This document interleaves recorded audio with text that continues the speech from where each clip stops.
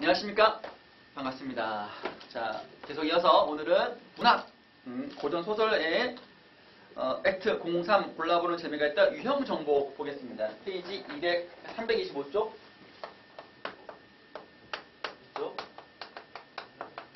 고전 소설 유형 정복. 우리 유형 옛날에 했어요. 우리 유형 정복 옛날에 했어요. 박지원의 한문 단편, 산수르기 소설, 영웅 군담 소설, 가정 가문 소설. 내가 그때 내기동도 공부했어. 내기동 말했어. 기억나죠? 거의 그 틀이야. 여기 조금 더 붙어. 근데 그 내기 정도만 정확히 어느 정도만 알면 되는 거예요. 근데 유형을 알면 우리 수학 문제 풀 때 여러분들 유형 마스터 뭐 그런 문제들 많잖아. 수학은 유형이 많잖아. 유형을 정복하면 그 개념에 대해서 웬만큼 다 아는 거잖아. 그지? 마찬가지로 고전 소설만큼은 여러분 현대 소설은 안 그렇다. 현대 소설은 너무 많아. 유형할 수 있는 게 너무너무 많기 때문에 아예 그냥 안 따져. 그냥 시대별로 나눠. 일제강점기, 광복 직후, 전쟁 후, 산업화 시대. 크게 시대별로 뭉뚱그려 나누지 유형별로 이렇게는 안 해. 물론 고전도 그래. 조선 전기와 후기가 좀 나뉘긴 해요. 시대별로. 고려시대는 없어. 소설이라고 할 만한 게 없어. 고려시대는 가전체라 그래가지고 소설의 전 단계. 그냥 타자인 말 나왔으니까. 고려시대는 가전체. 가전이라는 말은 가짜전, 가짜 이야기. 해가지고 사물을 의인화한 가짜 이야기. 이건 뭐냐면 소설의 전 단계. 대표적으로 공방전, 돈, 국선생전, 술, 의인화 이런 것들인 거야. 알아서 적어? 빨리빨리 적어? 이런 고려시대고 조선 전기 주로 아이고야 손도 부러질 뻔했네. 아이고야 힘이 들어갔어. 주로 양반 사대부들이 겪을 만한 일들.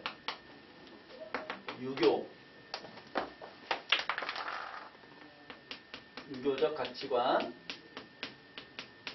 다른 것들이 있고, 우선 후기 주로 평민들 몰락한 양반 이기 때문에 작자 미상이 많아. 미상이 많아서 현실 비판하는 내용. 큰 틀로 전기 후기가 좀 나뉘긴 해. 그래도 현대 소설 같이 그렇게 시대를 딱히 타지는 않아. 유형별로 보는 게 더 맞지. 굳이 말하자면 전기 후기는 크게 후기는 이제 소설의 시대라 그래가지고 우리가 후기를 흔히 소설의 시대라 그래가지고 여러 가지 변화의 기운, 시대적으로 변화의 기운이 장난 아니었지. 변화의 장난 아니었지. 박지원 봐봐. 박지원 양반전, 허생전, 호질 이런 것만 봐봐.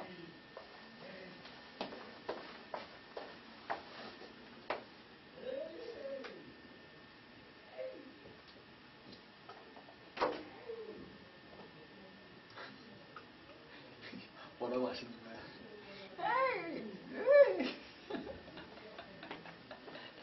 공부 선생님이시다?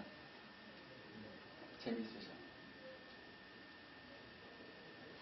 선생님들이랑 나는 주말에만 뵈니까 평일에 못 뵈니까 회식을 한 번 참석을 못해. 그러니까 이제 술자리 같은 거를 거의 못했지. 그래서 좀 더 친해지고 싶은데 그걸 못해가지고 조금 아쉽긴 해요. 그렇지.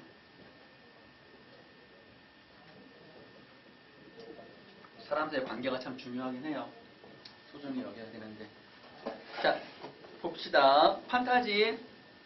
이거 뭐죠? 해리포터? 아? 해리포터예요? 맞아요? 나 몰라서. 멜로, 공포, 공포스럽네요. 자, 그래서 저기 그 밑에 네 번째 줄 볼까요? 네 번째 끝에 여기에선 다양한 유형의 고전 소설 중 가장 대표적인 유형인 애정 동그라미, 가정소설 동그라미, 영웅 군담 동그라미, 통대소설 동그라미 이렇게 알아본다는 거예요. 우리가 예전에 공부했던 거랑 거의 비슷한 개념인 거예요. 용어만 좀 다를 뿐이에요. 자, 첫 번째 애정소설 봅시다. 이거 적었나요? 다 적었지? 첫 번째 애정소설.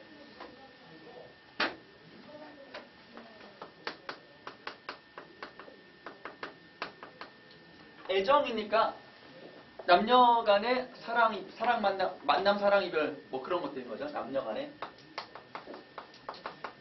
딱 단어에서 남녀 간의 사랑 이별을 나왔구나. 예나 지금이나 아주 옛날이나 지금이나 남녀 사이의 사랑은 영원한 주제, 테마이죠. 그런 걸 얘기하는 겁니다.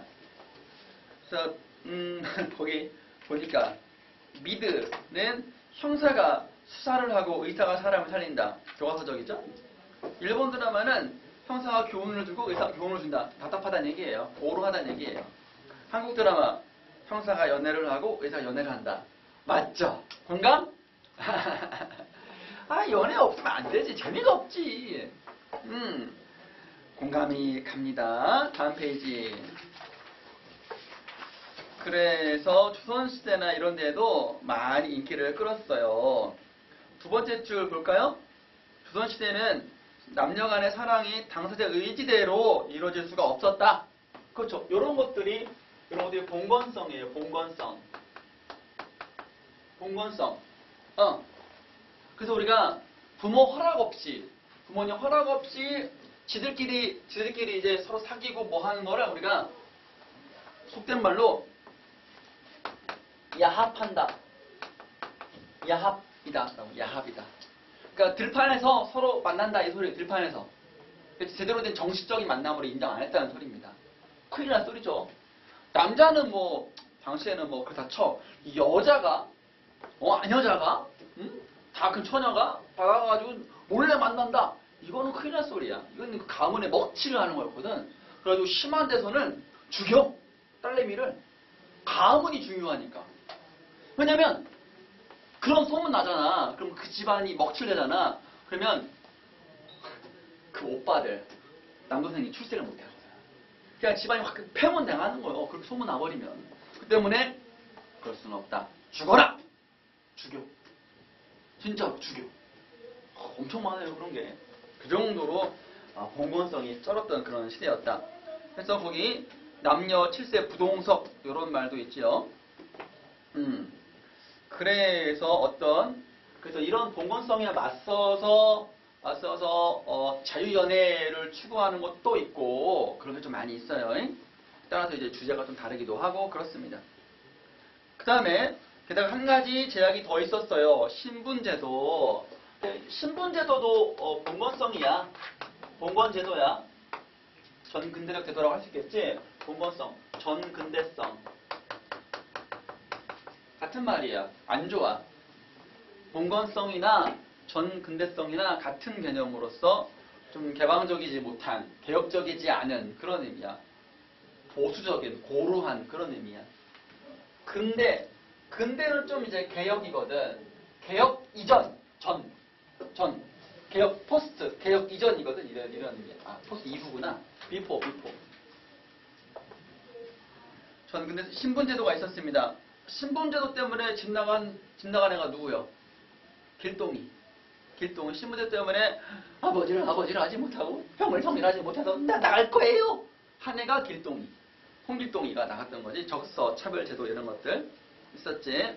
그래서 양반, 중인, 평민, 천민 이 정도는 알아야지. 신분제도가 양반, 중인, 평민, 천민. 근데 양반 아니면 다 그냥 사람 취급도 못 받았다는 거야? 양반 아니면 다 사람 취급도 아니었었어. 그래서 사계급, 사족, 선비계급이었다. 그래서 계급을 뛰어넘어 신분을 초월한 사랑을 하기란 여간 어려운 게 아니었어요. 그래서 애정소설이 나오게 되었고, 어떤 그런 사람들 사이의 욕망, 이렇게 서로 사랑하면, 아무리 신분제도에 있으면 양반들은 그것이 당연하니까 별로 문제의식이 없어요. 그렇지만 당사자들 경우, 만에 하나 그런 이런 러브스토리가 실제로 있었다 하면 당사자들은 정말 절실하거든. 정말 절실한 거거든. 그런 사람들 사이에 퍼지면 평민들이 많았으니까, 당시에는 천민들이 많았으니까 양반 좋아할 수도 있잖아. 근데 지금 죽을 수가 있어. 그런 어떤 그런 욕망, 어떤 그런 원망, 이런 것들이 다 퍼지는 거야. 무르익은 거야. 그래서 작가들이 그거를 포착해가지고 대리만족을 쓰는 거야. 서로 사랑을 이루고. 근데 장요소가 많아. 쉽지는 않겠지. 몰래 사랑하고. 근데 끝내는 결국 걸려. 그래가지고 비극적으로 죽어. 이런 것들 많습니다. 끝내는 비극적으로 걸려. 죽어. 해피엔드로 끝난 거 못 봤어, 내가.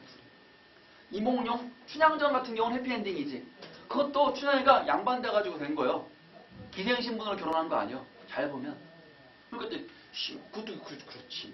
근데 대표적으로 운영적이 있구만. 내가 설명할 때 할게. 그래서 그런 게 좀 있었다.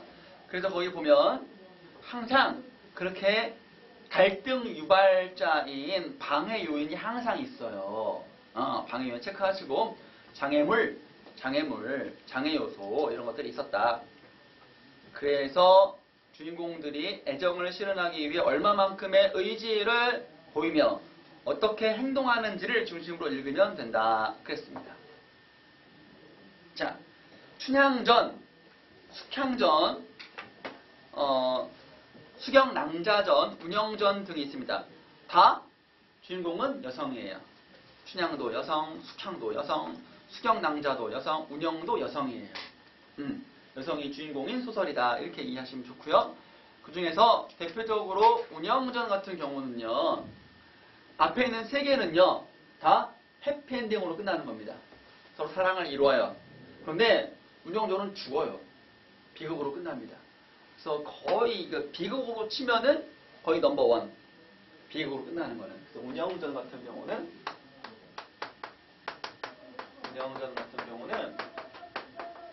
비극으로 끝난다. 예요. 자, 보시면 운영전의 기본 스토리라인 좀 이제 말씀드리자면, 운영이는 간단하게만 메모해줄게. 운영이는 얘가 이제 궁녀예요. 궁녀라는 말은요, 임금님 있는 궁에 있는 시녀들도 궁녀야. 우리 사극 봐서 알지? 궁녀가 왜 왔냐? 먹고 살 게 없으니까 궁녀 되면 그래도 쌀 좀 주니까 온 거야. 얼굴 좀 괜찮고 이쁜 사람들 온 거야. 이 궁녀의 유일한 희망은 뭐요? 임금님 눈에 들어가가지고 임금님의 승은을 입어가지고 왕자를 생산하면 후궁되는 거요. 그게 유일한 거란 말이지. 이 궁녀는 딴 사람과 결혼할 수가 없어. 오직 왕의 여자야. 다. 그런 것처럼 꼭 임금님 계신 궁궐이 아니라 임금님의 동생들, 즉 대군들도 권력자니까 대군들 집에도 궁녀가 있거든. 그 중에 한 명이 바로 이 운영이야. 얘는 세종대왕의 둘째 아들, 안평대군 집에 소속되는 궁녀야. 그러니까 얘는 딴 남자, 외간 남자랑 결혼할 수가 없어. 오직 안평대군의 여자로서만 있는 거야. 근데 안평대군이 공부를 잘해. 해가지고 어떤 여자를 취하려고 그 목적 때문에, 탐욕 때문에 한 게 아니고 그냥 공부 좀 하니까, 야, 이리 와, 글 써. 시 읊어봐. 이렇게 해가지고 했던 거야. 그러니까 공부 좀 했지. 그래서 이게 궁녀여가지고 안평대군 안평대군의 여자. 상황이 외간 남자를 만나면 둘 다 죽어.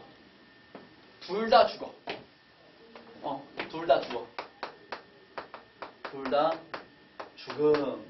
조금 풀었었더니 상황이 이래. 운영의 상황은 궁녀라서 궁녀의 어떤 의미가 이런 거예요.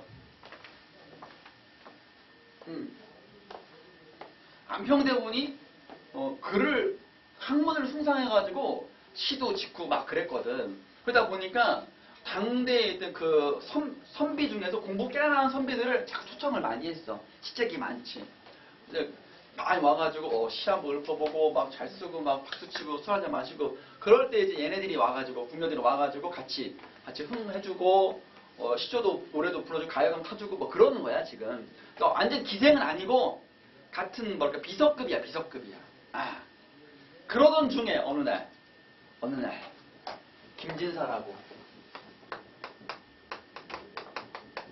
김진사라고 그러니까 성은 김이고 이름이 진사가 아니야. 이름은 몰라. 근데 진사라는 벼슬은 얘들아, 진사는 벼슬의 1차 합격자 중에 진사가 있고 생원이 있어. 그냥 알아둬. 진사와 생원이 1차 합격자야. 근데 과가 달라. 진사과는 글짓기를 잘해서 글솜씨가 뛰어난 사람이 진사고, 생원은 뭐냐면 경전 공부를 잘하는 사람, 즉 암기력이 뛰어난 사람, 노노맹자 이런 거 다 외우는 사람이 생원과야. 그러니까 진사니까 글 좀 짓는다 이런 거지. 그러니까 당대 문사들을 막 불러 모은 거야. 그 중에서 이 김진사가 영파워 최고였어. 최고. 그래서 글짓기를 잘해.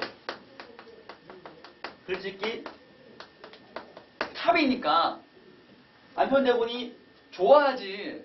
그러니까 자꾸 오는 거야. 그러다가 문영이랑 눈 맞았어. 러브러브 한 거야. 근데 둘 다 이 만남이 발각이 나면 죽는다는 걸 알고 있었어. 그러니까 몰래 편지 주고받고 시 주고받고 그랬던 거야. 몰래. 근데 이제 그 꼬리가 길면 밟힌다고 먼저는 이렇게 궁녀 친구들이 많았거든. 한 10명쯤 돼. 공부 좀 하는 친구들, 가까이 있는 한방에서 지내는 합숙하는 궁녀 친구들이 10명쯤 돼. 걔네들이 다 근데 한밤 한뜻으로 발각이 났는데 덮어줘, 감싸줘. 불쌍한 운영이 감싸줘. 그리고 운영이가 진짜 너무너무 좋은 게 보이니까 어떻게 해서라도 둘을 만나게 해주고 싶은 거야. 그래가지고 궁궐이 엄청 커. 그러니까 저 후원 깊숙한 곳에 있었거든. 그러니까 몰래 하나리 해가지고 김진사랑 김진사를 담 넘어 오게 해. 오게가 둘이 서로 각방 쓰게 해줘. 하룻밤 보내게 해줘. 그 정도로 친구들이 의리가 있었어. 그렇게 서로 이제 몰래 만남하다가 결국에는 밟혔어. 안평대군한테. 어떻게? 안평대군 시험을 보는 거야. 궁녀들이 평상시에 놀고 먹진 않은지 공부 좀 하는지 불시 시험을 치르는 거야. 쪽지 시험을 본 거야. 요즘 상황에 시 한번 읊어봐라. 딱 하니까 시라는 것이 인간의 내면을 드러내는 거잖아. 운영이가 시를 썼는데 님을 만나지 못해서 그리워하는 그런 내용이 절절한 시를 썼네? 안평대군이 감각이 있잖아. 딱 보고 운영아, 네가 평상시답지 않게 이런 시를 썼구나. 혹시 마음에 두고 있는 남자가 있는 거 아니냐? 팍 찔러. 그래서 운영이가 꼭 당황해가지고 아니옵니다. 그런 일 없사옵니다. 만일 저를 의심하시는 저는 죽을 겁니다. 결별 딱 해. 그래서 안평대군 그럴 건 없고 괜찮다. 그럴 건 없어. 괜찮아. 딱 하지. 운영이 한 번 걸렸어. 안 되는 거야. 결국에는 두 번째 걸렸다. 그래가지고 차마 말할 수가 없어가지고 운영이는 목 매달아 자결을 해. 그거를 알게 된 김진사도 따라 죽어. 그렇게 끝나. 이 부분은 좀 이제 그 디테일한 부분인데 서로 이제 그 죽기 전에, 들키기 전에, 들키기 전에, 두 번째 결정 들키기 전에, 도저히 안 되겠다, 이제. 들킬 것 같다 해가지고, 운영이랑 김사랑 궁궐에서 도망치려고 그래. 궁궐에서 도망쳐가지고 저 산속 깊은 곳에 가서 서로 이름 바꾸고 살자 약속을 했어. 그런데 운영이가 몸만 나오면 되는 게 아니라 그동안 그 안평대군한테 선물 받은 그 책이며 금은 뭐하며 재물이 좀 많다. 요거를 몰래 좀 가져가면 좋겠다 해가지고 하는데 김진사가 좀 선배인데 뭘 할 줄 알아. 김진사의 노비 중에 특이라는 애가 있어. 머리가 좋아. 걱정하지 마세요. 제가요 해가지고 싹 다 할 테니까요. 걱정하지 마세요. 하고 딱 그래도 진짜 착하니까 맡겨. 그래 알았다 특아. 운영한테는 특이라는 애가 갈 텐데 얘한테 주면 된다. 하니까 그랬지. 그랬더니 특이 딱 재물을 보니까 욕심이 생기는 거야. 그래가지고 소문을 내. 김진사랑 운영이랑 얼레리 소문 딱 내. 재물은 빼와가지고 숨겨놨는데. 그래가지고 얼레리 소문 나니까 이것이 안편대로 들어간 거야. 운영아, 이 소문이 무엇이냐? 때가 됐구나. 아니옵니다. 저는 아니옵니다. 저 결과를 믿어주셔서 막 딱 잡았지. 그랬더니 친구들을 잡아와. 춘섬아, 야, 이 잘하나? 딱 하니까 춘섬 잘하니도 다 결백을 주장을 해. 그러니까 안평대군이 심스러운데 자백을 안 하니까 그래, 일단 가둬라. 하고 이제 보냈지. 그때 이제 운영이니까 편지 남기고 죽은 거야. 이 소식을 들은 김진사가 특아 어떻게 된 거냐? 특이 쌩 깠어. 숨어버렸어. 그래가지고 이제 슬픔에 껴가지고 이제 거의 죽으려고 하는데 특이란 놈은 복수하고 싶은데 복수 못하잖아. 특이란 놈은 처벌받아 죽어.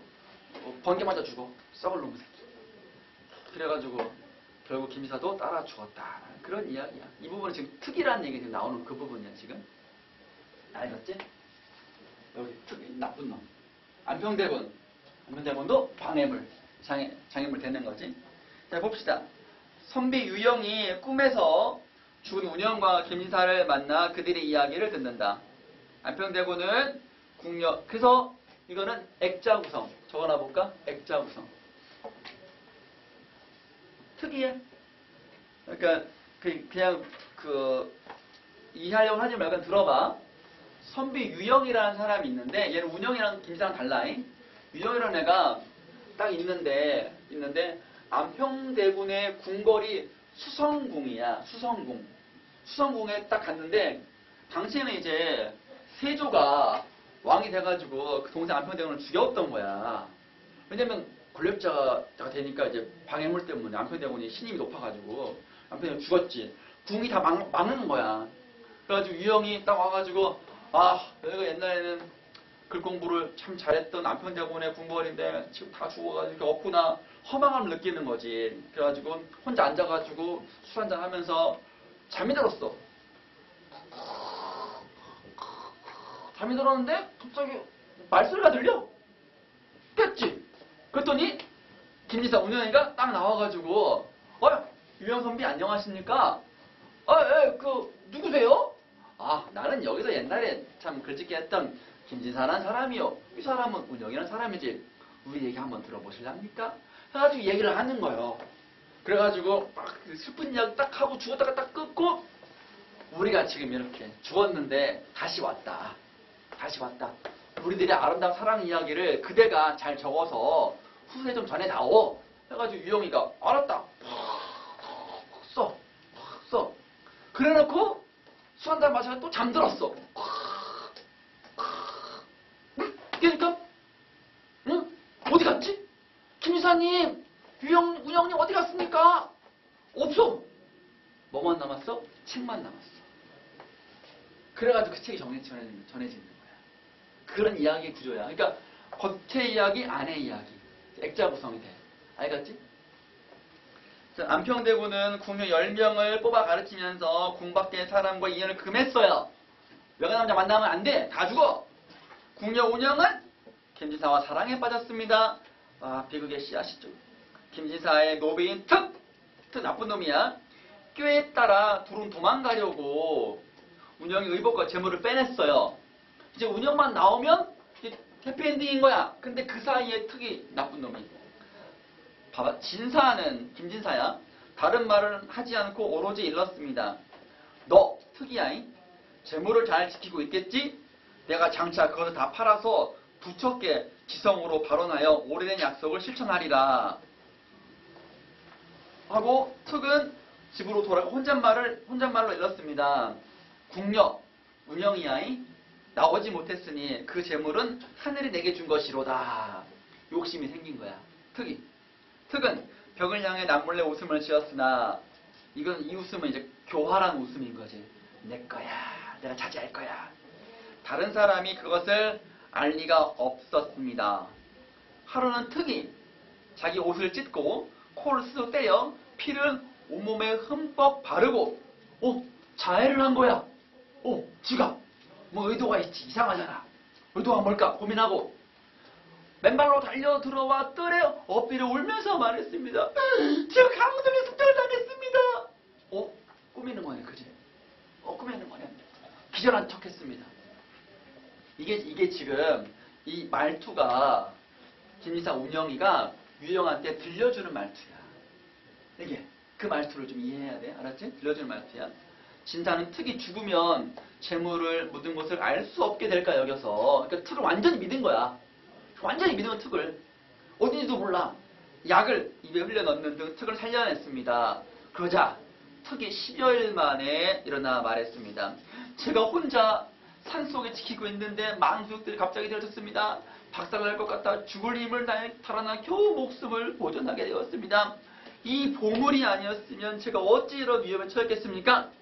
그러니까 남 탓하는 거지. 당신이 나한테 보물 빼오는 돈 맡기라 그러더니 죽을 일 처했어요. 이러고 있는 거지 지금. 운명이도 험한데 어찌 빨리 죽지 않는고. 말을 마친 특은 발로 땅을 차고 주먹으로 가슴을 치며 통곡했습니다. 연기가 쩌네. 이거 다 연기야. 이거 연기야. 진사는 부모님이 알까 두려워. 이 문장을 통해서 김진사의 부모님은 김진사랑 운영이랑 연애하는지도 몰라. 물체물 뺀지도 몰라. 이거 알면 큰일 나는 거예요. 알았지? 알까 두려워. 따뜻한 말로 위로하여 보냈다가 뒤늦게야 특의 소행을 알고 이거 알았어. 나중에는 알았어. 알고 노비 10여 명을 데리 거느리고 가서 불시에 특의 집을 포위하고 수색했습니다. 그러나 금비녀 한 쌍과 거울 하나만을 수색할 수 있었습니다. 이 물건을 작물로 삼아 관가에 고발하여, 작물이란 말은 훔친 물건인 거야. 이놈이 훔쳤습니다 라고 이제 고발하려고 그랬는데 일이 누가 될까 두려워서 고발하지 못했습니다. 진사는 그 재물이 없으면 불공을 드릴 수 없었기에, 불공 부처님께 이제 우리 운영이랑 저랑 아무 그 집을 살게 해주세요 라고 빌려 그랬거든. 이제 돈이 또 필요한 거야. 특을 죽이고 싶었으나 힘으로 제압할 수 없어 애써 침묵하였습니다. 해서 이제 특이란 놈이 교활하고 하도 그러니까 어찌할 수가 없는 거야. 특은 자기 죄를 알고 궁궐 담장 아래에 사는 맹인에 가서 물었습니다. 맹인이 옛날에는 할 게 없잖아. 그러니까 점치는 걸로 생계를 연명했었어. 알았지? 내가 며칠 전 새벽에 이 궁궐 담장 밖을 지나가는데 웬 놈이 궁궐 안에서 서쪽 담을 넘어 나왔어. 도적인 줄 알고 소리를 지르며 쫓아가자 그놈은 가졌던 물건을 버리고 달아났어. 나는 그 물건을 집에 보관하고 있으면서 임자가 찾아가기를 기다렸어. 그런데 우리 주인은 본래 염치가 없어서 내가 물건을 얻었다는 소문을 듣고 몸소 내 집에 와서 그 물건을 찾았어. 내가 다른 보물은 없고 단지 비녀와 거울 2가지만 있다고 대답하자 주인은 몸소 수색을 해서, 이때 주인이 바로 김진사야. 수색을 해서 과연 그 2 물건을 찾아내었어. 주인은 그것도 부족해서 바야흐로 나를 죽이려고 하오. 그래서 내가 달아나려고 하는데 달아나면 길 하겠어? 내가 살겠어? 이거는 지금 아전인수야. 특이 입장에서 지 입장에서 유리한 쪽으로 해석하고 있는 거야 지금. 나쁜 놈이지. 알겠지? 지가 훔쳐간 주제에 김지사가 쳐주려고 왔는데 그걸 훔쳐간다고 했으니 이건 나쁜 놈인 거지. 길하다! 도망쳐라! 이런 얘기지. 그때 맹인의 이웃이 옆에 있다가 얘가 바로 이제 떠버리야, 떠버리. 맹인의 이웃이 떠버리야, 떠버리. 그래? 누구야? 노비에게 포악하게 구느냐? 특히 말했습니다. 우리 주인은 나이는 어리나 문장에 등해서 조만간 틀림없이 급제할 사람입니다. 그런데 이처럼 탐욕스러우니 훗날 벼슬길에 올라 주정에 섰을 때 마음 씀씀이가 어떠할지 알 수 있을 것입니다. 딱 보면 김지사라는 것이 알려지지. 왜냐면 어린 나이에 문장이 능하다는 소문 때문에 딱 척하면 척이지. 인구가 많지도 않았던 때니까. 그래가지고 이 말이 전파되어 궁중으로 들어가 대군, 이 대군은 안평대군이야. 안평대군에게 들어가서 대군은 크게 화가 나서 남궁 사람들에게 서궁 수색했다. 자신의 궁궐을 남궁, 서궁 나눴어. 10명 정도 되는데 따로따로 했단 말이야. 따로따로 살게 했어. 같은 시녀, 궁녀들인 거야. 수색해라. 제가 바로 운영이야, 운영. 저의 의복과 보화가 하나도 없었습니다. 그러니까 뭐요? 발각이 난 거지. 발각이 난 거지, 발각이 난 거지. 해가지고, 발각이 나가지고, 어떡해. 그래서 증거가 드러난 거지. 진짜로 도망가려고 했던 거구나. 라고. 대군은 서궁의 궁의 5사람을 붙잡아 뜰 가운데 세우고 눈앞에 형틀, 곤장 때리는 거 있잖아. 고문기구를 갖추어 놓고 명령하였습니다. 이 5사람을 죽여 다른 사람들을 경계하라. 왜냐면 운영이가 서궁에 있는데 서궁에 있는 애들이 다 짜고 운영이를 감싸준 거잖아. 그러니까 다 죽이려고 했던 거지. 곤장수를 헤아리지 말고 죽을 때까지 때려라. 자세히 말했습니다. 한마디 말씀만 하고 죽기를 원합니다. 억울해도 이거는 대군이 말하면 그냥 법이야. 감히 여기서 싫어요. 이거 말 못한단 말이야. 알겠습니다. 죽긴 죽어도 한마디만 하게 해주십시오. 무슨 말이든지 그간의 사정을 다 털어놓도록 해라. 그래서 은섬이라는 치구가 말해. 남녀의 정은 귀하든 천하든 사람이라면 모두 다 있는 것입니다. 한번 깊은 궁에 갇혀서 홀로 지내니 꽃을 보면 눈물 흘리고 달을 대하며 슬퍼했지요. 매실을 꾀꼬리에게 던져 쌍쌍이 날지 못하게 하고 발을 쳐서 제비가 쌍쌍이 깃들지 못하게 함은 부러움과 질투심 때문이었습니다. 한번 궁궐의 담을 넘으면 인간 세상의 즐거움을 알 수 있음에도 저희가 그러하지 않는 것은 어찌 힘이 부족해서였겠습니까? 다만 저희 올해 죽은 안평대군이야 위험을 두려워하여 이 마음을 굳게 지키면서 궁중에서 말라 죽을 생각뿐이었습니다. 그런데도 주군께서는 이제 죄 없는 저희들을 죽이려 하시니 저희들은 황천에도 눈을 감지 못할 것입니다. 그래서 은섬의 말은 남녀 사이의 정을 인적을 막을 수는 없다. 근데 그걸 알면서 나는 우리는 참았다. 밖에 안 도망쳤다. 근데도 우리를 죽이려고 하냐. 너무하다. 억울하다. 이런 소리입니다. 지금. 비치와 초사를 올렸어요. 초사란 말은 반성문, 조서, 글 써가지고 올리는 거야. 주군께서 보살펴준 은혜는 산보다도 높고 바다보다도 깊은지라 저희들은 감동하고 두려워하여 오로지 글짓기와 검고 연주만을 일삼을 뿐이었습니다. 이제 씻지 못할 악명이 서궁에 미쳤으니 사는 것이 죽는 것만 못하게 되었습니다. 그래서 얘는 이제 빛이라는 애는 죽음을 받아들이고 있고 어떤 애는 억울합니다. 너무합니다. 어떤 애는 당연합니다. 이렇게 서로 얘기하고 있는 거야. 그 중에서 이제 나중에 이제 운영이가 제 잘못입니다. 얘는 잘못이 없습니다. 제가 김지사를 좋아했고 얘들은 도와준 죄밖에 없습니다. 제가 죽겠습니다. 하니까 얘기 다 그 다음 운영이 말 듣고 다른 애들이 아닙니다.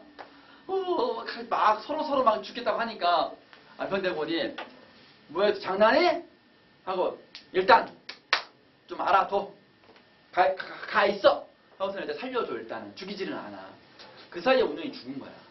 왜냐면 내가 안 죽으면 다 죽게 생겼으니까 자기가 대표적으로 해가지고 자살한 거야. 알았지? 그렇게 좀 끝나면 돼요. 대략 좀 얘기 좀 했습니다. 문제 많이 나옵니다. 자, 볼까요? 사랑을 이루려는 사람들은 누군가요? 김유사하고 운영이?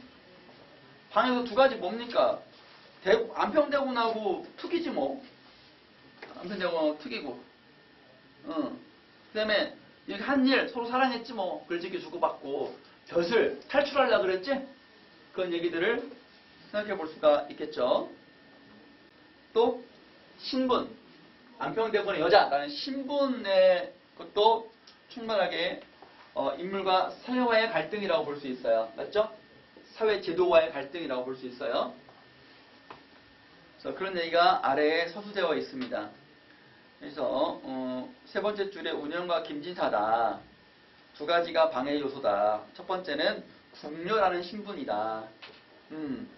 도망할 계획을 세운다. 재물을 빼놨다. 근데 노비 특이 돈 욕심에 소문을 내가지고 틀어지게 했다. 특은 결국 천벌받아 죽어요. 특은 나중에 천벌받아 죽습니다. 벼락 맞아 죽어요. 됐고 다음 페이지 이제 가정소설 봅시다. 가정 가문소설이라고도 하는데요. 세 번째 줄에 뭐가 나왔냐면 축첩제도.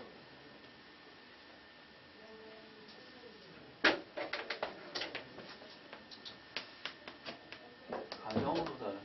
집안에서 일어난 일을 배경으로 한 거야. 우리가 흔히 드라마의 소재로 많이 나오죠. 한 집안이 있고 다른 집안이 있고 서로 결혼하는데 한 집안은 가난하고 한 집안은 부자야. 서로 막 이제 안 맞고 막 그런 것들.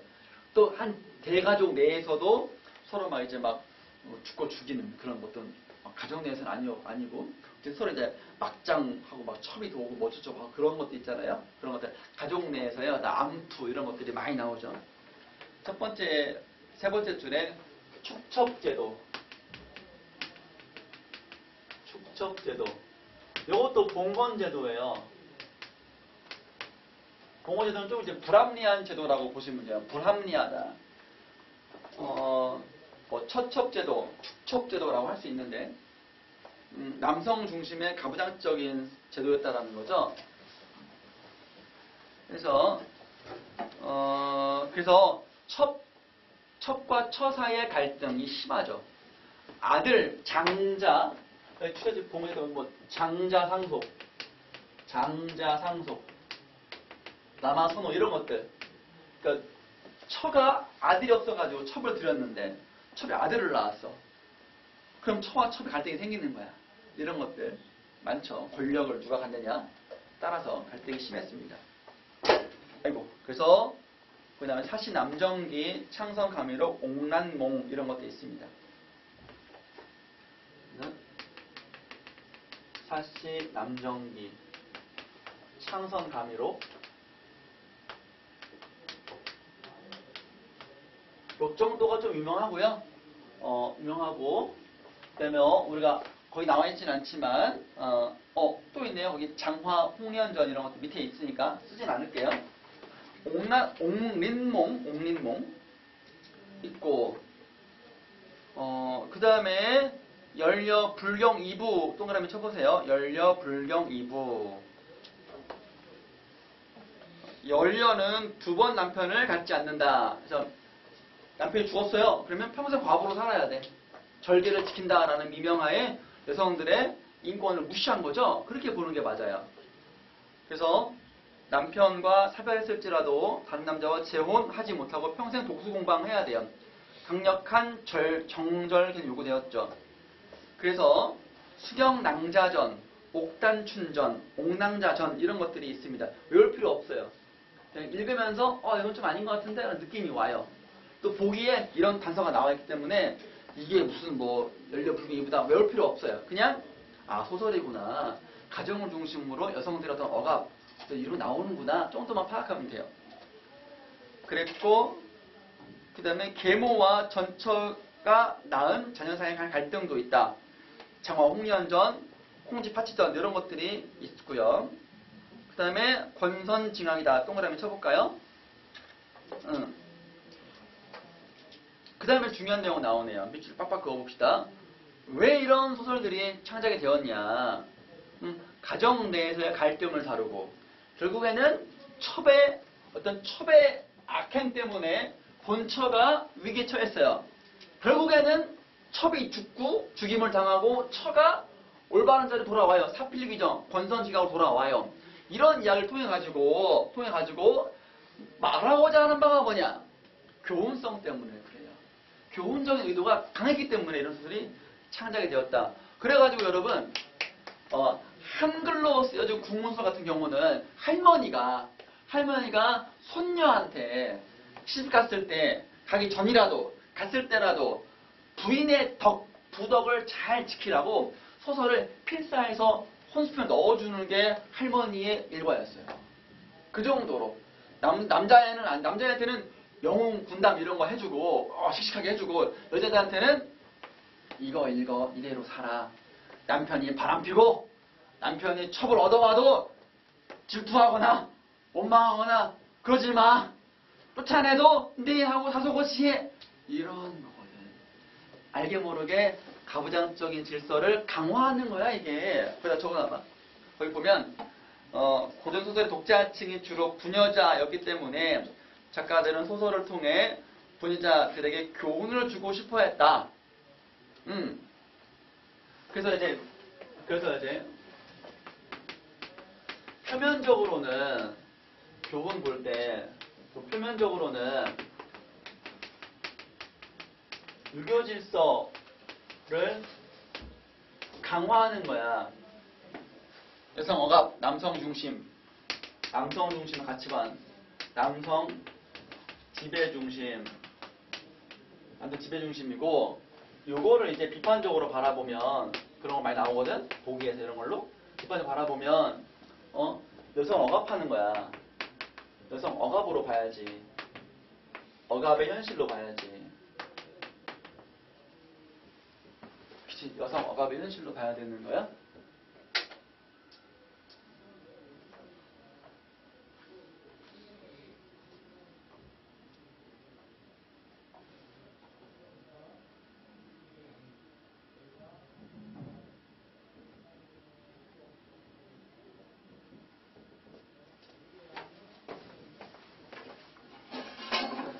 자, 그랬습니다.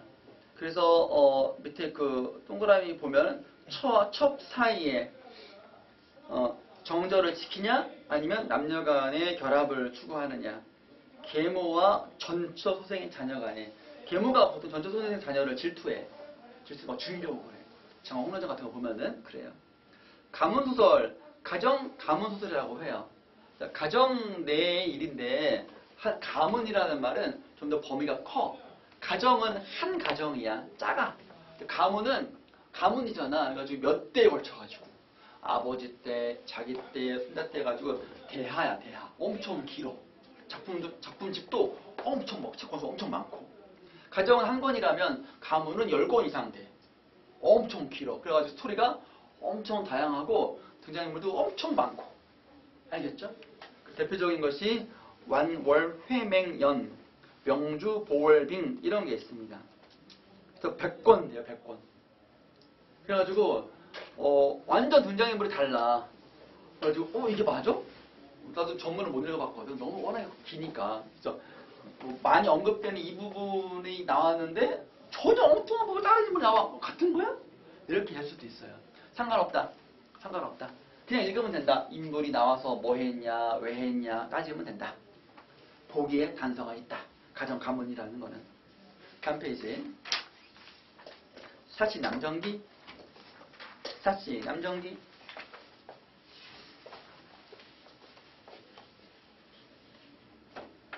여기 보세요. 설명 옛날에 한번 했던 것 같은데, 그지? 사씨와 교씨. 남편 유할림이고 사씨가 이제 부인 처, 그리고 교씨가 첩. 처음에는 많이 언급되는 부분은 그래요. 사씨와 유할림의 결혼 이야기. 결혼도 순탄치 않았어. 보통 이제 유할림 집안에서 아버지 유소사거든. 얘 아버지가 유소사야. 유소사. 얘는 이제 아버지가 사급사고 돌아가셨어. 그러니까 아버지가 없으니까 집안이 좀 한미해. 가난해 집안이. 그래가지고 유소사가 사씨가 덕행이 많다라는 소문을 듣고 매파를 보내. 중매쟁이를 보내는 거야. 원래 정식 혼인이거든. 자유연애는 없었으니까 좀 보내. 해가지고 이러저러 고만고만 하니까 결혼하자. 하는데 매파가 실수를 했어. 집안을 보호하니까 그저 그런데 유소사 집안같이 똥똥한 집안에서 결혼하자고 하니까 기회다 하고 냉큼 잡아요. 하니까 사씨가 꺼져. 단칼에 거절해버렸어. 보통 여자가 아니지. 응? 결혼하자는 이유가 나의 미모, 몸매 이런 거 보고 한 거냐? 재수없다. 꺼져라. 해가지고 갔어. 그랬더니 중매쟁이가 참 별 재수없어. 하고 가서 유사님 이래라 가지고 안 한다는데요? 아 불쌍해. 잘못했구나. 몇 번 잘렸어. 그래가지고 친구한테 야 가가지고 이러저러 해가지고 가서 이렇게만 말만 해. 사씨의 덕성과 미모가 아니라 몸매가 아니라 인품과 당신 너희 아버지 사급사의 인품 때문에 너의 집안의 여자를 우리 집안으로 모셔오려고 하는 거다. 제발 허락해달라. 이렇게 말해라. 해가지고 그렇게 말했어. 그랬더니 사씨가 그러면 됐지요. 오케이. 덕성을 중시해. 사씨는 부인의 덕성과 인품을 중시하는 그런 사람이었어. 그랬지. 그래가지고 결혼했어. 그랬더니 10년이 지나도 애가 안 생기네. 딸도 없고 아들도 없어. 그러니까 걱정이 되지. 왜? 당시에 후사를 이어야 되니까. 그지? 그래서 사씨가 먼저 제안해. 사씨가 내가 이만저만 해가지고 애를 못 낳는데 걱정된다. 후사가 끊길까봐. 듣자 하니 교씨라는 애가 참 괜찮다더라. 첩으로 들여라. 먼저 제안해 사씨가.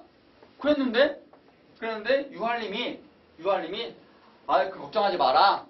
아직 당신 나이가 그렇게 많지 않은데 27. 결혼은 10대에 한 거예요. 당신은 그랬지 뭐. 그 이제 한 26, 7인데 아직 어리다. 좀 괜찮다. 좀 기다려보자. 했는데 사씨가 아니다. 급하다. 아이 못 나면 어떡하냐. 아들 못 나면 어떡하냐. 한번 봐라. 얼굴이나 봐라. 교씨를 데리고 왔네. 교씨가 장난 아니게 이뻤어. 엄청난 미인이야. 사씨도 나름대로 미인인데 교씨는 엄청 좀 약간 좀 이제 그 야하게 예뻐. 교씨가 남자를 홀리게 생겼어. 사씨가 유할님이 딱 보고 괜찮네? 혹한 거야. 그래가지고 결국에는 첩을 들여. 그래가지고 처음 왔을 때 교씨도 그 악마의 발톱을 숨기고 그냥 예 형님 하면서 이렇게 조신하게 지냈지. 근데 아들을 낳았어. 교씨가 아들을 낳았어. 그러니까 마음을 놨지. 왜? 사씨는 아들이 없잖아. 정부인이야. 교씨 첩인데 아들을 낳았잖아. 그러니까 최소한도로 뭐요? 집안에 대를 이을 사람이 생긴 거잖아. 처와 첩의 위치를 바꿀 수는 없지만 적어도 내가 집안에 대를 이을 아들을 낳았으니 최소한도로 쫓겨나진 않겠다. 무시를 안 당하겠다. 나의 노후가 이제 끝났다. 라고 이제 마음에 안도를 하고 있었었어. 그때까지만 해도 나쁘진 않았어. 근데 사씨가 또 아기를 뵙네. 걱정이 되는 거야. 혹시 아들 낳을까봐. 아들을 낳아버렸네. 큰일 났어 이제. 교씨의 아들은 끝난 거야. 왜? 정실 부인의 아들이 대를 잇잖아. 얘는 뭐가 되는 거야? 낙동강 오리알 되는 거거든. 그런 문제가 발생한 거야. 그래가지고 그때부터 교씨가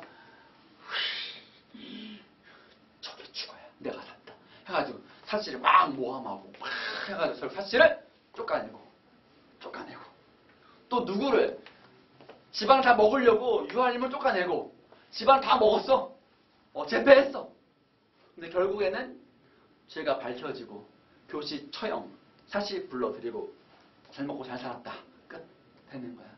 알겠지? 해피엔딩 권선징악. 교씨 처참하게 찢겨 죽어. 찢어가지고 죽여. 알았지? 그렇게 되는 거예요. 그 정도가 되겠습니다. 그래서 좀 피곤해 보이네? 졸려 보이네?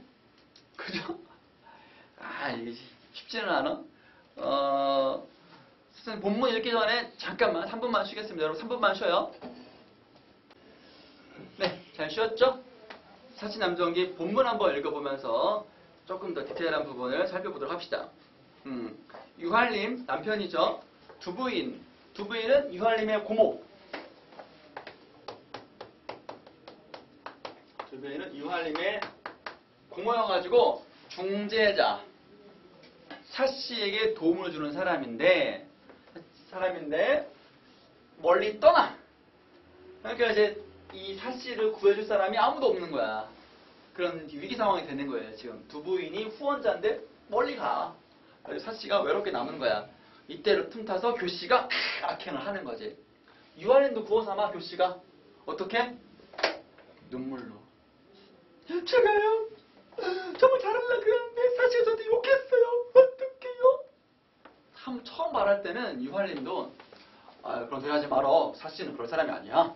딱 하는데 교씨가 마음속으로 한 번 더 해. 2번 해. 3번, 4번 계속해. 그러면 그래? 정말 그랬어? 증거 보세요. 증거. 정말? 이런 안 되겠군. 한 번 더 해. 그래가지고 유할림도 넘어간 거야. 다 저기야. 그러니까 교시죠. 다 사실 주인은 남편도 등 돌려 교수도 드시기 다 해가지고 고립무원 된 거야. 사씨가. 그래가지고 결정적으로 사씨가 외간 남자랑 바람 피웠다라는 증거를 조작해가지고 쫓아내는 거예요. 알겠지? 그런 작전 지금 펼치고 있는 중간입니다. 두부인은 교씨가 보낸 건 아니고 어떤 사정 때문에 떠나게 되는 거예요. 두부인 모자를 집에 초청했다. 큰 잔치를 열어 전별하려는 것이었다. 두부인은 그 자리에 사씨가 없는 것을 보고는 사씨는 이제 유할림한테 의심받아가지고 당신 나오지 마시오. 집에 있으시오. 이렇게 해가지고 가택 연금당한 상태예요. 지금 거의 뭐 의심 받아가지고 온종일 언짢은 인구야. 온종일 언짢은 표정을 짓고 있다가 마침내 할림에게 말했다. 오라버니가 바로 유소사. 그러니까 고모예요. 고모. 유소사. 이거 적어놔요. 인물과의 관계 파악해야 되는 거니까. 유소사 오라버니 세상을 떠나신 조카님이 바로 유할림을 의지해 왔습니다. 그러니까 유할림과 두부인은 조카 고모 사이라는 거예요. 의지에 지내왔네. 이제 먼 작별을 앞두고 내가 한마디 부탁을 하려고 하네. 상황이 이별하는 상황이다. 부탁. 무릎 꿇고 물었다. 무슨 말씀이신지요? 다른 일이 아니라 바로 사씨 문제라네. 사씨는 오라버니께서, 즉 시아버지지 사씨 입장에서는 께서 아끼던 사람으로 성품이 본래 근실하고 신중하네. 그에게 죄가가 없으리라는 것은 100번이라도 보장할 수 있지. 즉 유할림이 사씨 죄가 있다고 하죠. 가뒀거든 지금. 집안에 감옥에 가둬버렸어. 왜냐면 유할림은 가장이니까. 두부인도 비록 신분상 높은 고모지만 그 집안의 가장이 유할림이니까 함부로 못하는 거예요. 그래가지고 충고해주는 거지. 다 만족해. 보장할 수 있지. 내가 떠난 후 다른 사람이 무슨 말을 해도 절대 그대로 믿지 말게. 이렇게 당부하면 당부대로 안 하거든. 안 되거든. 당부대로 안 되거든. 서로 그의 잘못 눈으로 직접 보았더라도 반드시 내게 편지를 보내 의논해주게. 부디 가볍게 처리하지 말게나.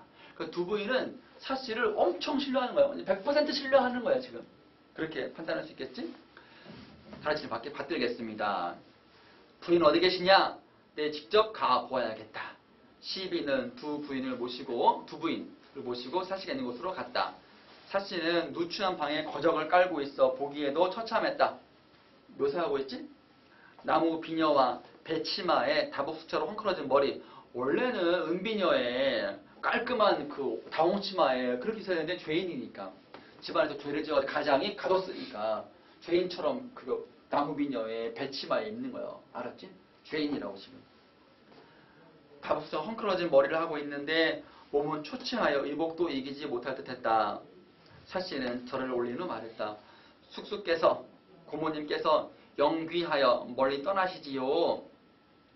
이거는 지금 두 부인의 아들이 벼슬을 해가지고 발령받아 나가는데 자기 어머니를 모시고 가는 거예요. 그러니까 이제 잘 가는 거지. 다만 사실은 아쉬울 뿐인 거지. 근데 걱정하지 말고 잘 가시오 이렇게 얘기하고 있는 거예요 지금. 그러나 돌아보건대 저는 상복을 입은 사람이고 또한 씻을 수 없는 죄명을 지고 있어 감히 뜰에 나가 경하드리며 떠나시는 길을 바라볼 수 없습니다. 유수사가 돌아가셨었거든. 그것도 별도로. 어쨌든 죄인이야 지금. 집에 오셨다는 말을 들었지만 또한 나가서 뵐 수가 없었습니다. 이 생에서는 다시 조난을 대할 날이 없을 듯하여 죽음을 좀 이제 난 이제 끝났다. 죽을지도 모른다. 없을 듯하여 무궁한 한으로 끝없는 한 안타까움을 여기고 있었는데 뜻밖에도 부인께서 이 누수거지 왕림하셨습니다. 오라버니께서 유소사 임종하실 한림을 내게 부탁하셨지. 그 말씀이 아직도 귀에 남아있네. 내가 조카 유한림 잘 인도하지 못한 탓에 자네를 이 지경에 이르게 했어. 모두 내 허물일세. 그런데 이분 밑줄 그어봐. 그런데 몇 해 전 내가 자네한테 했던 말을 혹시 기억하고 있는가? 무슨 말 했냐면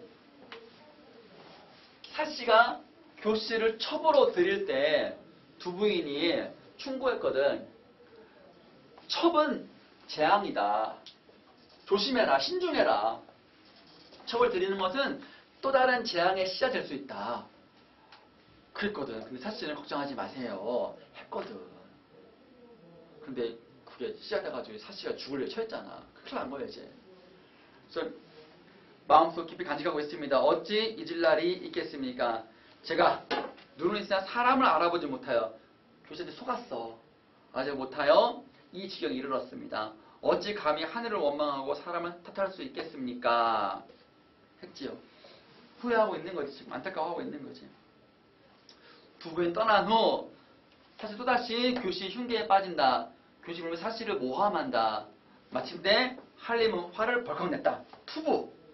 투부가 이제 투기하는 부인 사씨를 말하는 거야. 처음에 저주를 했을 때 나는 부부의 정의를 생각해서 차마 적발할 수가 없었지. 그 후 신성현에서 더러운 행실. 이 신성현은 그거야. 다른 남자랑 바람 폈다고. 그러니까 시아버지가 준 은가락지가 있어. 은가락지를 이 교씨의 시녀가 몰래 빼와가지고 자기랑 통하고 있는 다른 남자한테 줬어. 봐봐. 그래가지고 봐봐. 옷가락지를 이거는 사씨만 가지고 있는 거야. 사씨의 어떤 징표야. 이 옷가락지를 외간 남자한테 몰래 빼내가지고 줘. 사씨는 그걸 몰라. 그래서 외간 남자하고 유한림하고 우연히 만나게 만들어. 한 숙박업소에서 같이 만나. 그래가지고 외간 남자가 얘네 알지 이제. 얘는 유한림이라는 거 알지. 그래가지고 얘가 이제 옷가락지 받은 거 가지고 연기를 해. 이 옷가락지 잘 계시지요? 이런 식으로 연기를 해. 유한림이 보니까 저거는 우리 집안 건데? 하고 호기심이 생겨. 이상하다. 저건 사씨 건데 저게 왜 저기 있지? 물어봐야 되겠다. 여보시오. 혹시 그 옷가락지를 한번 볼 수 있겠소? 보시지요. 머리 보고 저리 봐도 이거는 우리 집안 건데. 표시가 있어. 우리 집안 거야. 사씨 거야. 혹시 이것을 어떻게 얻었는지 혹시 알 수가 있을까요? 하니까 얘가 걸려들었군 하면서 유한림 동네 이름 상현동 이런 식으로 얘기를 하는 거야. 신성현에서 만난 거고 얘네 동네가 있어. 내가 생각이 안 나 지금. 그 유한림이 그 집 있잖아. 집에 동네에서 내가 어느 지역에 어느 마을에 갔는데 아니다. 소리. 그게 아니고 사씨라는 애가 시집가기 전에 그 마을. 시집가기 전에 그 마을에서 나랑 서로 썸이 있었다. 근데 걔가 시집을 갔고 그래도 못 잊어가지고 밤에 몰래 만나서 걔가 이 옷가락지로 징표를 안 줬다. 완전 올가맨 거지. 내가 갖고 있다. 너 보고 싶어 죽겠다. 내놔라. 그러니까 유한림은 이제 그랬어? 그렇게 덕성을 강조하더니 나한테 오기 전에 만든 남자가 있었어? 이런 해가지고 알겠어 주고 집으로 와. 서방님 오셨습니까? 왔어. 아니 왜 그러십니까? 그럴 일이 있어. 저기 부인 그런데 내가 우리 아버지가 주신 옷가락지 함이 있지 않소? 가져와 보시오. 예 알겠습니다. 이 함에 옷가락지가 있어? 아니 있지요. 왜 그러십니까? 없으면 어떻게 할 것이오? 이때도 그러십니까? 그럼 열어보시오.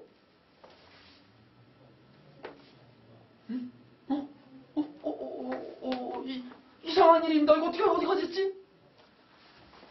당신 혹시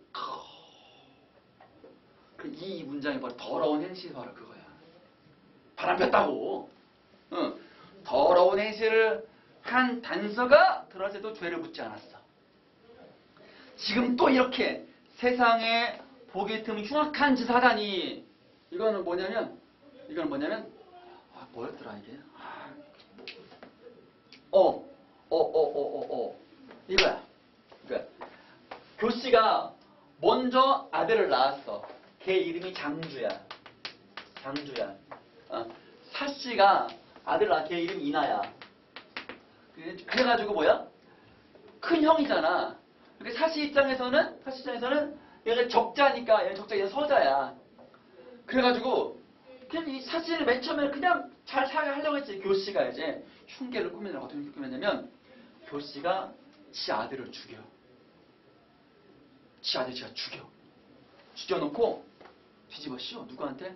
사씨가 이나 때문에 이 경리단 장주를 죽였다라고 모함을 씌워버려. 살인이야 살인. 그것도 치졸하게 살인한 거 아니야. 집안 권력 때문에 그걸 뒤집어 씌워 사씨한테.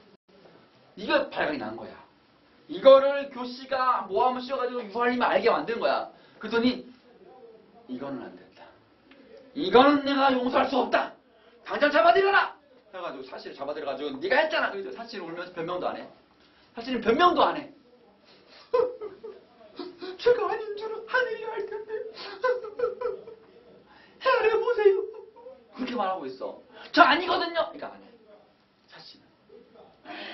그래가지고 나가라. 아주 보통이 하나면 나가. 근데도 말이야. 친정으로 못 가고 안 가고 근처에 제 시아버지 묘 근처 가가지고 심여살이 하면서 뭐 떠나지를 않아요. 덕성이 있어. 그렇게 되는 겁니다. 지금 이 사람을 집안에 그대로 둔다면 조상께서 제사를 흠양하지 않으시고 전도 끊어질 거야. 그러니까 제사를 지내는 게 굉장히 중요한 일이잖아. 제사가 뭐 관혼, 상제, 제례가 얼마나 중요한 일이야.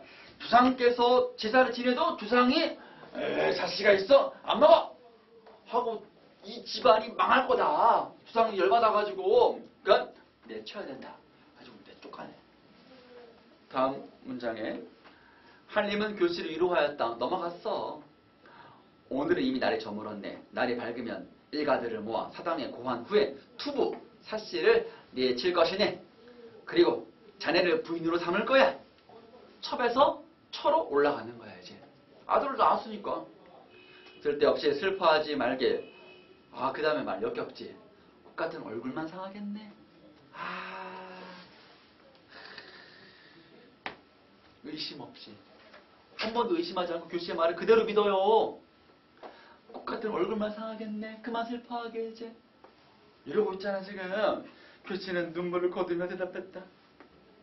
그같이 조치하시다니 이제 첩의 원한이 거의 풀렸습니다. 하지만 부인의 자리를 첩같이 감당하겠습니까? 겸손한 척 하고 있어요. 끝까지 겸손한 척. 한림은 즉시 일가들에게 통지하여 아침에 사당으로 모여라. 사당이라는 것도 조상의 제사, 조상의 위패가 모셔있는 곳이라서 가장 권위 있는 곳이지. 그래가지고 저한테 이제 사실을 내치겠습니다 하면 끝나는 거야. 고시적으로. 사실은 끝나는 거야 이제. 그 다음에 소수자의 개입이 있어. 유소사는 지하에서 일어날 수 없고 두 부인도 말리나 멀리 떠났으니 누가 한림의 뜻을 돌릴 수 있겠는가? 여러 시비들이 달려가 사실 그 전말을 구하고 통곡하였다. 그 문장 있지? 서술사의 개입, 논평이 있는 부분인 거야. 알았지? 결국에는 아까 말한 것처럼 해피엔드 돌아와이 교시 처참하게 죽고 유할림이 돌아와서 단 유할림 사과 한마디 없어. 유할림 사과 한마디 없다니까. 사실 다시 불러놓고 왔어. 고생이 심했겠네. 하고 끝난다니까. 왜냐면 남자의 잘못은 없거든. 근데 따지고 보면 유할림이 판단 잘못해가지고 교시의 말 속아 넘어간 게 유할림이고 죄 없는 사씨에 대해서 의심해보지도 않고 그냥 쫓아낸 거잖아. 유할림이 나쁜 건데 유할림은 죄가 없어. 묻지도 않아. 그게 비판 요소야 그게. 알겠지? 자 밑에 설명 보시면 남편과 본처, 처분 누구냐? 인물 간의 관계를 파악하라는 얘기야. 남편은 유할림, 본처는 사씨, 처분 교씨. 갈등이 뭐냐? 처척 간의 갈등인 거지? 그렇게 치고요. 본처 어떻게 생각하고 있냐? 의심하고 있어. 교씨가 모함을 해가지고 교씨에 대한 의심을 거두고 사씨에 대해서 의심을 낳아가지고 확정적으로다가 이제 나쁜 년이다 해가지고 이제 막 쫓아내는 거 투구라고 쫓아내는 거지. 이러면 되겠습니다. 다음 넘어갑시다. 쉬는 시간 되겠네. 영웅 군담 통자. 아우 시간이 많이 걸리겠다. 여기까지 해야 되겠다. 오늘 이번 시간에는. 네, 여러분 고전소설은 여기까지 하겠습니다. 331초까지 하고요. 다음 시간에 영웅 군담 소설 하겠습니다. 수고했습니다. 쉽시다.